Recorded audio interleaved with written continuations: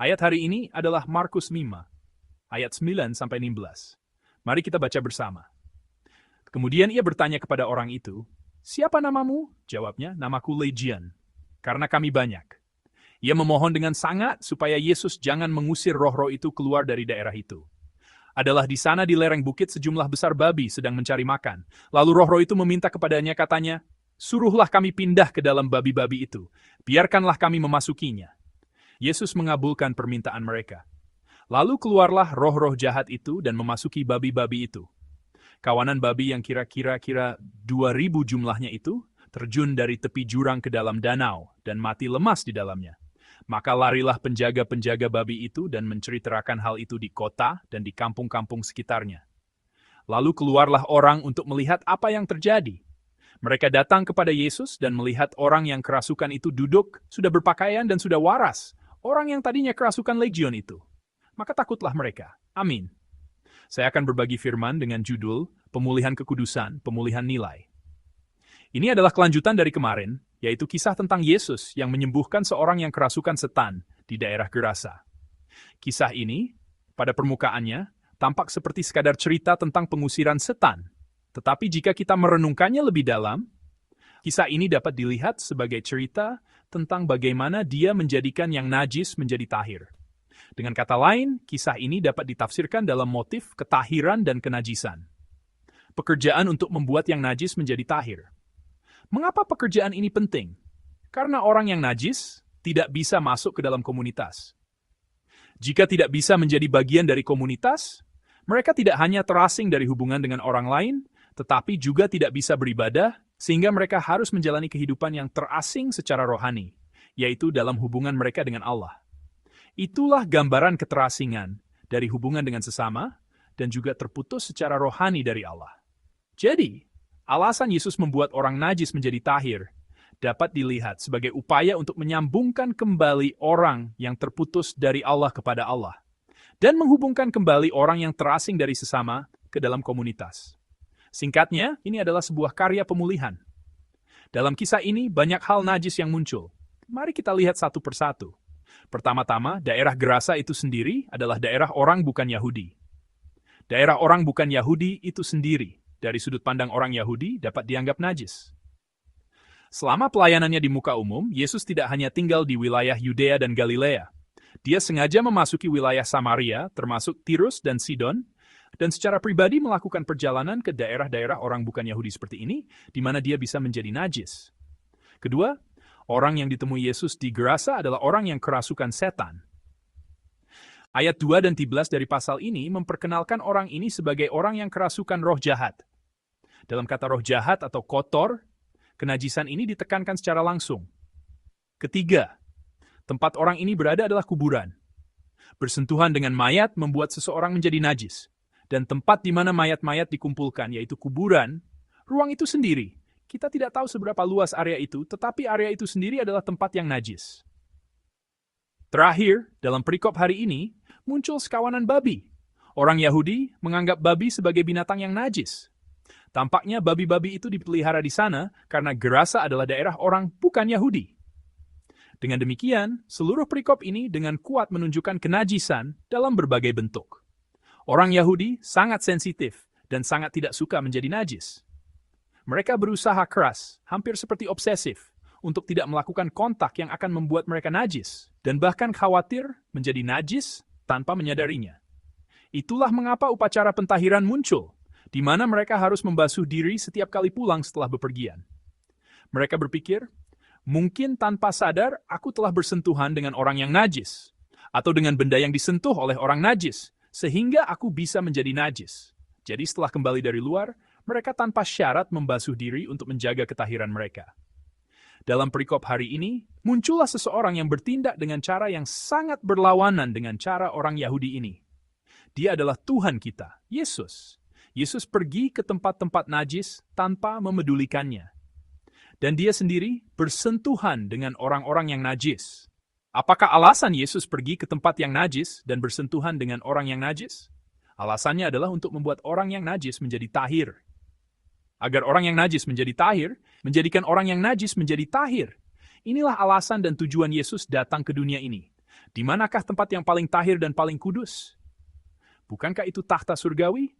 Yesus dengan rela meninggalkan takhta surgawi yang paling tahir dan paling kudus itu dan datang ke dunia ini.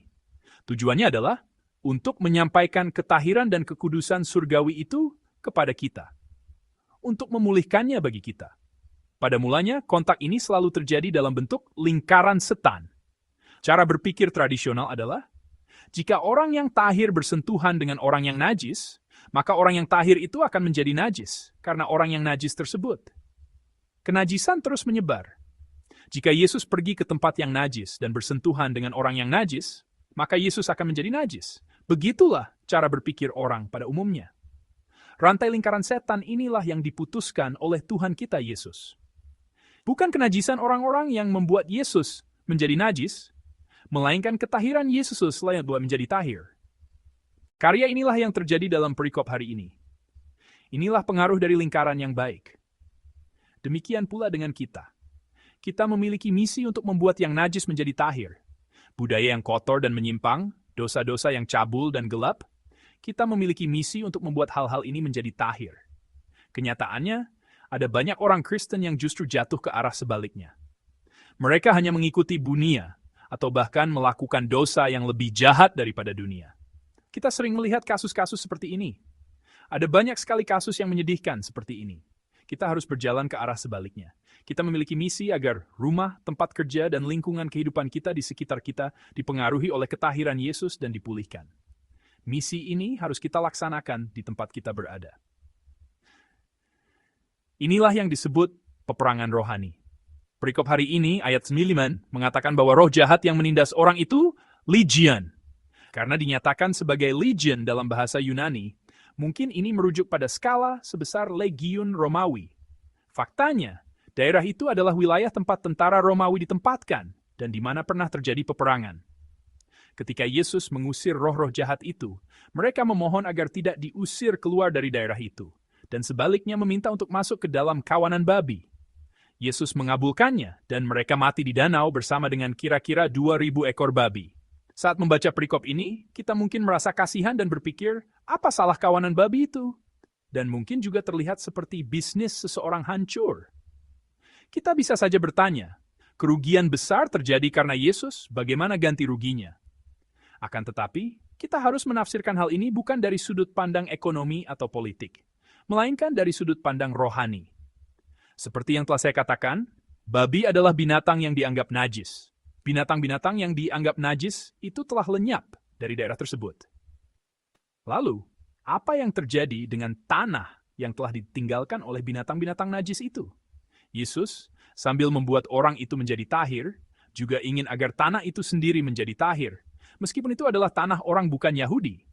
Ini karena jika lingkungan sekitar tidak menjadi tahir, akan sulit bagi seseorang, meskipun satu orang telah menjadi tahir, untuk terus mempertahankan ketahirannya. Yesus mencegah kemungkinan roh-roh jahat itu berkeliaran dan masuk ke orang lain, yang akan membuat mereka najis.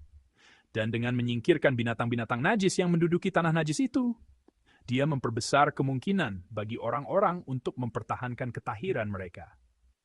Perikop ini harus ditafsirkan dengan makna rohani pada tingkat ini. Dan satu hal lagi, ini adalah tentang nilai. Kira-kira 2.000 ekor babi, jika dikonversi ke nilai uang sekarang berapa nilainya? Mungkin jumlah yang sangat mahal.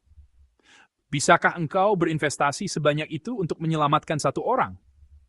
Allah sama sekali tidak menganggap ini sebagai pemborosan atau pengeluaran yang berlebihan. Allah kita adalah pribadi yang dapat menginvestasikan sekitar 2.000 ekor babi hanya untuk menyelamatkan satu orang. Dalam menyelamatkan satu orang, tidak ada yang namanya efektivitas biaya atau biaya yang pantas. Allah kita telah menganggap satu orang dari kita lebih berharga dari apapun. Lebih berharga dari seluruh dunia. Ini bukanlah sesuatu yang dapat dibandingkan dengan sekitar 2.000 ekor babi. Di atas segalanya, apa yang telah Allah kita investasikan untuk satu orang dari kita? Apa yang rela dia berikan? Dia rela memberikan anaknya sendiri. Allah kitalah yang mampu membayar harga dengan anak yang tunggal. Pemborosan untuk menyelamatkan satu orang, kata pemborosan, seperti itu tidak ada dalam kamus Allah. Yang ada hanyalah satu orang yang berharga yang ingin dia selamatkan. Tidak peduli harga apapun yang harus dibayar. Tidak peduli apapun yang harus diberikan. Saudara-saudari yang terkasih, seseorang yang tampaknya tidak memiliki 1% pun kemungkinan, yang segalanya tampak mustahil, telah membalikkan semua situasi yang mustahil itu dan mendapatkan kemungkinan yang baru. Tuhan kita adalah pribadi yang selalu membukakan kemungkinan seperti ini bagi kita. Seseorang di tanah orang bukan Yahudi, yang bahkan tidak bisa tinggal di desa, melainkan di tempat orang mati berkumpul.